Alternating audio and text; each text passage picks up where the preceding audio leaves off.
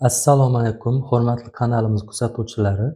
Bugungi videomiz davomida siz bilan dumba sohasidagi inyeksiyadan keyin paydo bo'ladigan shishlar va ularni ketkazish yo'llarini o'rganamiz. Birinchi navbatda dumbadagi shishlarning qanday turlari borligini ko'rib chiqamiz. Dumbadagi inyeksiyadan keyin paydo bo'lgan shishlarning asosan 3 xil turlari uchraydi. Birinchi, eng ko'p uchraydigan turi infiltrat. Infiltrat bu inyeksiya joyida mahalliy to'qimalarning javob reaksiyasi hisoblanadi. Infiltrat ichida tarqala olmay qolgan dori vositasining bir qismi va yallig'lanish hisobiga hosil bo'lgan to'qima suyuqligi bo'ladi. Ikkinchi turi bu gematoma. Gematoma ya'ni qon quyilish. O'qil qilinayotgan paytda qaysidir qon tomiri shikastlansa, shikastlangan qon tomirdan inyeksiya sohasiga qon ketadi, ya'ni gematoma paydo bo'ladi. Uchinchi va eng xavfli turi bu absesslar hisoblanadi. Absess ning ichi yiringlagan turi hisoblanadi va faqat kasalxona sharoitida davolanadi. Inyeksiyadan keyin paydo bo'lgan shishlarning sababi judayam ko'p. Hozir ularning bir nechtasi bilan tanishib chiqamiz. Birinchi, noprofessional tibbiyot xodimlari va noto'g'ri inyeksiya texnikasi. Ya'ni mushak ichiga kiritilayotgan inyeksiya sohasining noto'g'ri tanlanishi yoki bo'lmasa inyeksiya sohasidagi nerv va qon tomiriga tegib ketish, ignaning noto'g'ri tanlanishi, inyeksiya sohasiga kiritilayotgan dorining teri osti yoki bo'lmasa yog' kletchatkasi orasida qolib ketishi, mushak orasiga yetib bora olmay qolishi. Ikkinchi, infeksiya, ya'ni inyeksiya qilinayotgan dumba sohasini yaxshilab antiseptik vositalar bilan tozalamaslik va ukol qilayotgan odam iflos qo'llar orqali inyeksiya sohasiga infeksiya tushirib qo'yishi mumkin. Uchinchi, ko'p va ortiqcha inyeksiya, ya'ni ukol qilinayotgan sohaga ortiqcha hajmdagi dori vositalarini kiritish yoki bo'lmasa tez va uzoq muddatli shu sohaga dori vositalari kiritish. To'rtinchisi, allergiya, ya'ni shu bemorga mos kelmaydigan, allergik ta'sir ko'rsatadigan dori vositalarini kiritish yoki bo'lmasa bitta shpris ichida bir nechta bir-biriga to'g'ri kelmagan dori vositalarini aralashtirib ukol qilish. Buning natijasida esa allergik reaksiyalar va hayot uchun xavfli holatlar paydo bo'lishi mumkin. Beshinchi, moysimon shakldagi dori vositalarini ko'p qo'llash. Bu moysimon shakldagi dori vositalari ukol qilingan sohasida tarqalishi qiyin va uzoq muddatli bo'ladi. Shuning uchun ham shish paydo bo'lish xavfi yuqori bo'ladi. Oltinchi, inyeksiya qilinayotgan paytda bemorning noto'g'ri holati, mushaklarning ortiqcha zo'riqib tarang holatda turishi. Shuning uchun ham inyeksiya qilinayotgan vaqtda bemor yotgan holatda o'zini bo'sh qo'yib turishi kerak. Yettinchi, bemorlarning tana vazni, ya'ni semiz bo'lgan insonlarga inyeksiya qilinayotgan paytda uning teri osti yog' kletchatkasi qalin bo'lganligi sababli dori vositalari yog' qatlamida qolib ketishi mumkin. Buning oldini olish uchun esa uzun va diametri keng bo'lgan ignalardan foydalanish maqsadga muvofiq.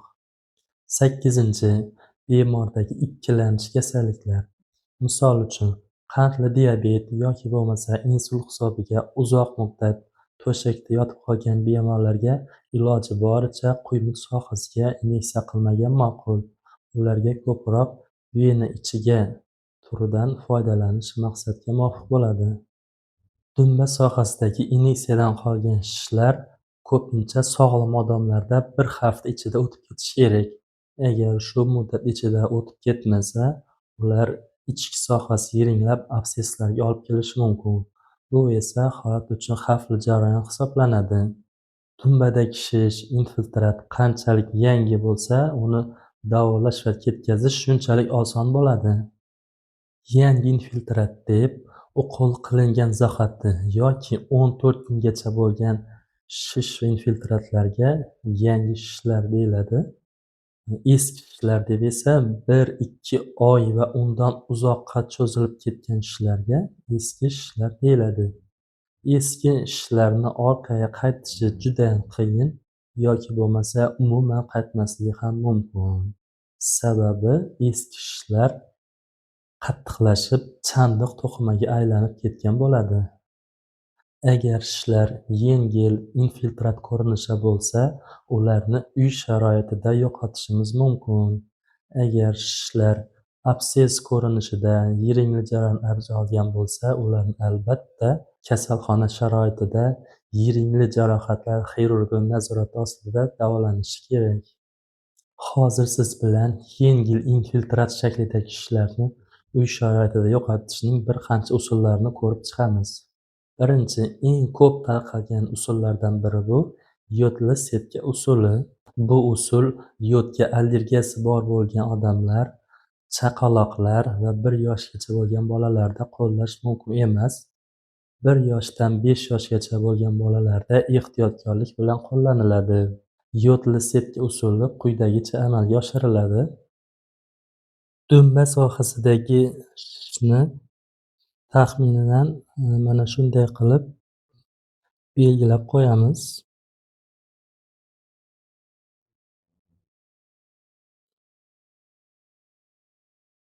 Yod eritmasini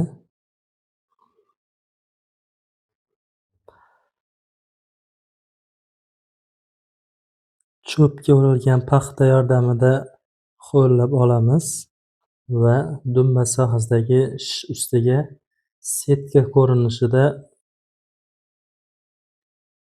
surtib chiqamiz.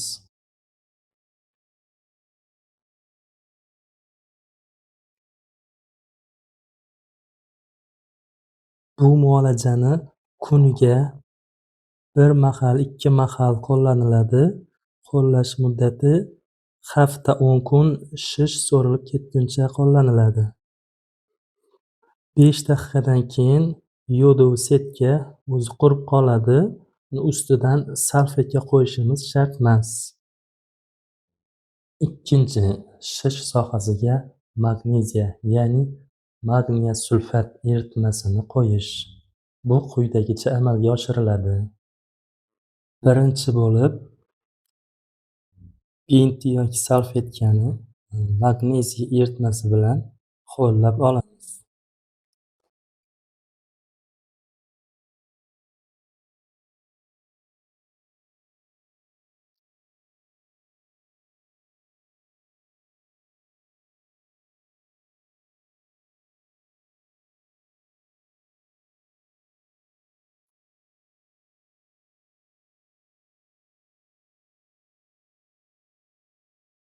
Tayyor bo'lgan salfetkani dumbadagi shish sohasiga qo'yamiz. Ustidan salofan paket qo'yamiz. Salofan paket ustidan quruqni qo'yamiz va lekoplastır yordamida mahkamlab qo'yamiz. Buni har kuni kechqurun uxlashdan oldin 10 kun davomida qilinadi. Uchinchi usul shish sohasiga asal qo'yish. Bu quyidagicha amalga oshiriladi. Dumbadagi shish sohasiga yetarli miqdorda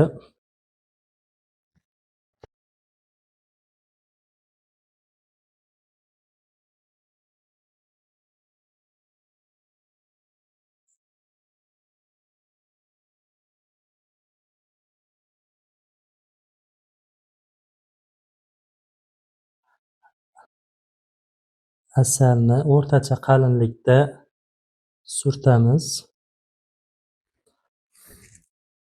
Uning ustidan salofan paket qo'yamiz. Salofan paket ustidan quruq salfetkani qo'yib, uni lekoplastır yordamida mahkamlab qo'yamiz.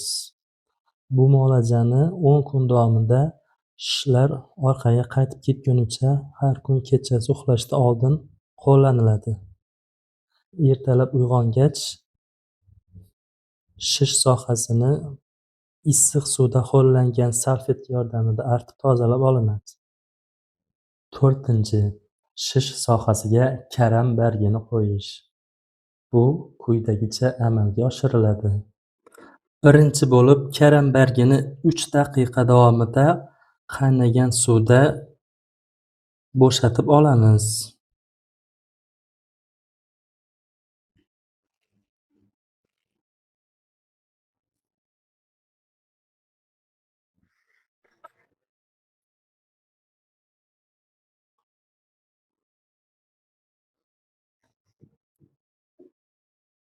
Va quruq salfetka bilan quritib olamiz.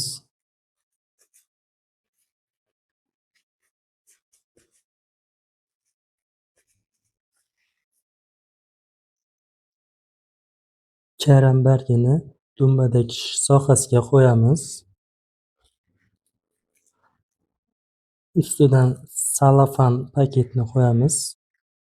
Salafan paket ustidan quruq bitni qo'yib, lekoplastır yordamida mahkamlab qo'yamiz. Bu muolajani har kun kechasi uxlashdan oldin hafta 10 kun davomida shishlar to'liq qaytib ketguncha qo'llaniladi. 5. Shish sohasiga banan po'stlog'ini qo'yish. Bu quyidagicha amalga oshiriladi. Banan po'chog'ini shish sohasiga qo'yamiz. Ustidan salafan paketni qo'yamiz. Salafan paket ustidan quruq salfetkani qo'yamiz va lekoplastır yordamida mahkamlab qo'yamiz. Bu muolajani shish qaytib ketgunicha hafta 10 kun davomida qo'llaniladi. Har kuni kechasi yotishdan oldin. 6. Shish sohasiga tuz spirtli kompress qo'yish. Bu quyidagicha amalga oshiriladi. Birinchi bo'lib, tuz spirtli kompressni tayyorlab olamiz.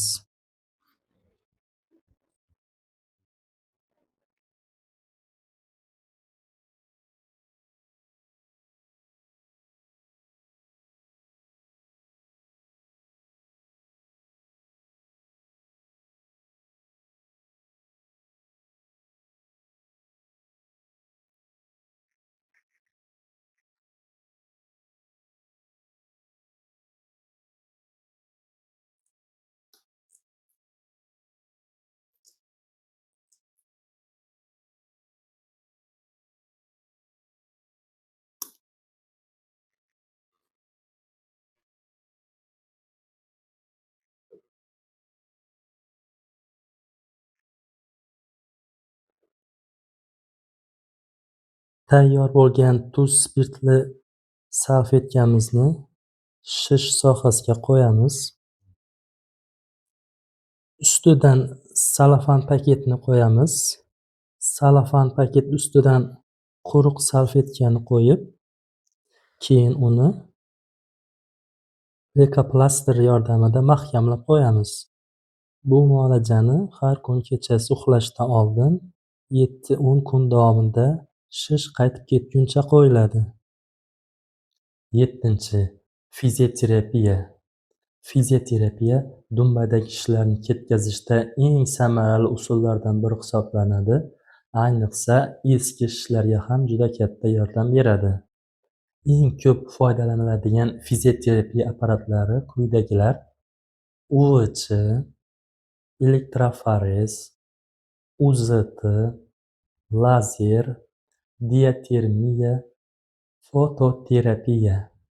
Bu fizioterapiya apparatlari ta'sirida shish infiltrat atrofidagi qon aylanishi kuchayadi, yallig'lanish kamayadi va shuning hisobiga infiltratning tez so'rilib tarqalib ketishiga yordam beradi. Agar bu videomiz sizga ma'qul kelgan bo'lsa, kanalimizni kuzatishda davom eting va obuna bo'lishni unutmang.